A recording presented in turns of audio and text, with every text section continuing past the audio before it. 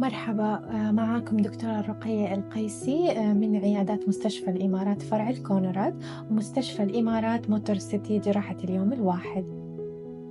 اليوم رح نتكلم عن حالة جدا أصبحت شائعة بين المرضى، وهي حالة البروكسيزم أو حالة كز على الأسنان أو صرير الأسنان.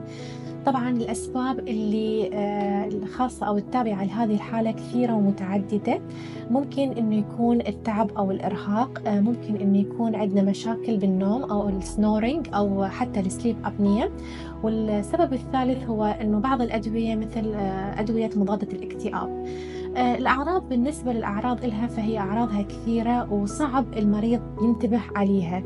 أحد الأعراض أنه يكون في ألم بالمفصل الفك أو بالعضلات المحيطة به، بالإضافة إلى ألم بالظهر أو بالركبة، بالإضافة إلى التحسس الشديد بالأسنان أو كراكينج بالتيث.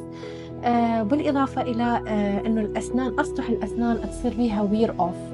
طبعا الأفضل أنه المريض يتابع الحالة مالته مع طبيب الأسنان من خلال الزيارة المتكررة، وهو الدكتور راح يقدر ينتبه على الأعراض وينبه عليها ويقايدهم أو يرشده إلى أنه العلاج الأفضل له. إذا عندكم واحدة من هذه الأعراض فلا تتردد أنه تزورنا بعياداتنا